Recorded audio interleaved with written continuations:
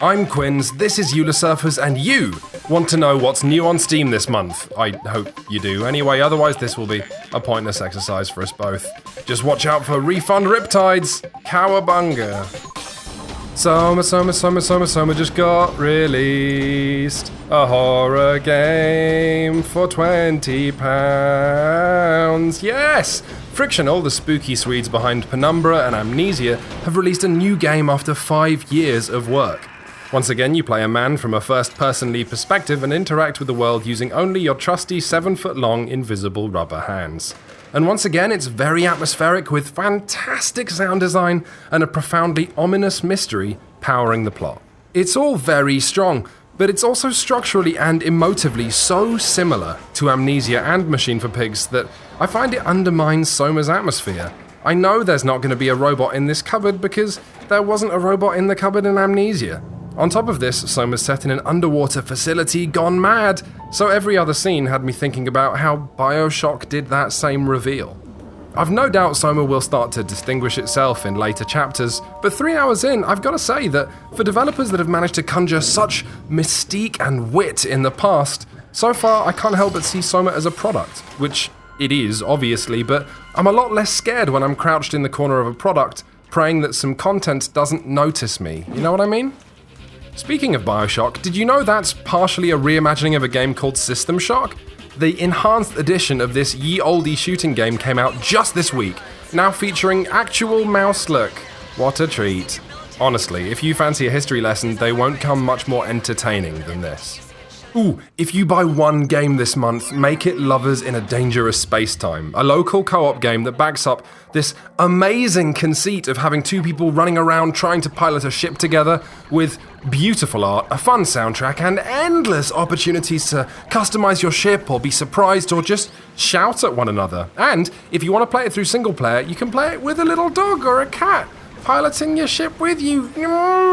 If you're still not convinced, Google Cool Ghosts Dangerous Spacetime and watch us play the first 30 minutes, and listen to me squeal like an overclocked squealing machine for the duration.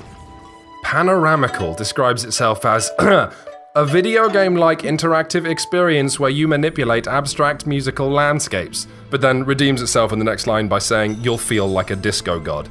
Basically, it's a toy. You get a load of different levels and you can manipulate each by 9 different sliders, each of which has an X and Y axis. And through playing these levels, you'll turn a blank canvas into something you think is beautiful, accidentally creating something like Satan's anus along the way.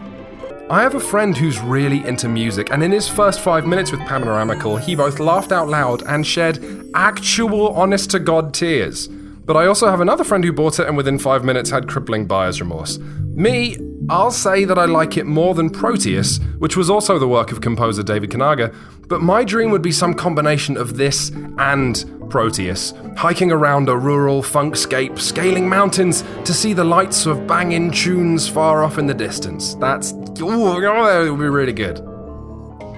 Train Valley is a squeaky clean little game about designing train tracks and managing trains, and it's slow and relaxing, and I like it.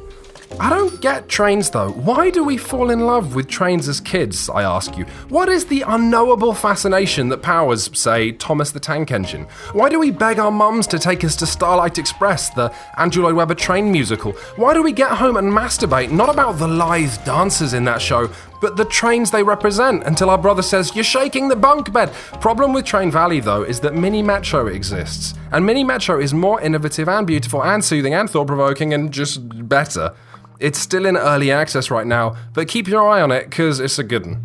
Ooh, Armello, ooh, it's a digital board game. Ooh, we know about board games here at Cool Ghost, cause we also run Shut Up and Sit Down. Armello is a turn-based cutthroat affair with players steering their cute little animal nobles around, going on quests, claiming resources, and playing nasty little cards on one another. You win if you're the first to defeat the Mad Lion King at the center of the realm, which you can manage in a couple of different ways. Armello is full of ideas and so very, very frustrating. One of the advantages of actual board games is they move at the pace the players want them to, whereas Armello is like wading through a bog of animations, which is made all the more maddening because you'll often have decided on your next turn's moves before this current turn has finished. Similarly, while the game looks nice, you have to view it from a bizarrely close angle at all times, as if the devs had their hand on the back of your neck. I could get into why I don't think the game proper is hugely interesting, but honestly, that would be like you criticizing my posture while I was on fire. Dropsy! Right, I hate point-and-click adventure games, okay? But I love this. This is a masterfully crafted hugventure, the dev's words, not mine, where you play a kind of developmentally impaired clown whose win condition is to hug everything. And that's hard because Dropsy has a very 1990s liquid television gloomy view of the world where everybody has problems and of course, nobody likes clowns. But it's also not hard to hug everyone because Dropsy's puzzles aren't the glass walls you so often encounter in point-and-click games, but are straightforward things that are there to make you feel good as you tumble through them like a chubby child doing a forward roll. You did it! You solved someone's problem! And your reward is to witness another surprising turn of events in this sad old world, hear another slice of the phenomenal soundtrack, and get, a precious hug! Dropsy is a big, buttery ball of artistic consistency. The visual, sound, puzzle, structure, story, all of it operates on exactly the same level, and wrestles purposefully towards exactly the same melancholic yet redeemable yet mysterious tone. The game doesn't even have text, with speech bubbles containing pictograms you can often interpret, but sometimes can't and end up a little confused. You nod at this person, but you don't understand, because you don't belong here. Just like Dropsy the clown. Oh god, let's move on, I'm gonna cry. Oh fuck, not this game, I'm gonna cry for real. Undertale is a shockingly sweet, lateral thinking, laugh out loud funny game that uses a NES-era JRPG framework, but you shouldn't let that put you off any more than you should let a foil wrapper put you off a slab of chocolate. In it, you play a girl who falls into a world of monsters and can't get home. It's still got random battles, but each fight represents a choice. You can beat up these crap monsters, or you can figure out why they're hurting and try and negotiate the end of each fight like a 9-year-old bouncer talking to an endless stream of comedy drunks. The jelly feels sexually frustrated. The beetle is just hanging out with the wrong crowd. As the game itself proudly offers, you can become friends with all the bosses and date a skeleton.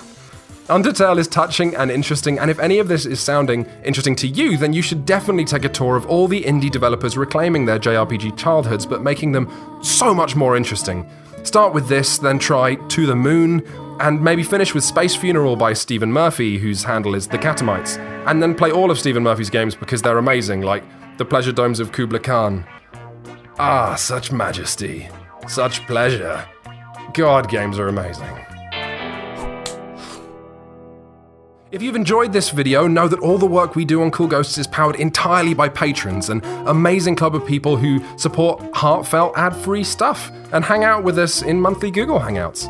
If that sounds like a club you'd quite like to be part of, head over to patreon.com/coolghosts.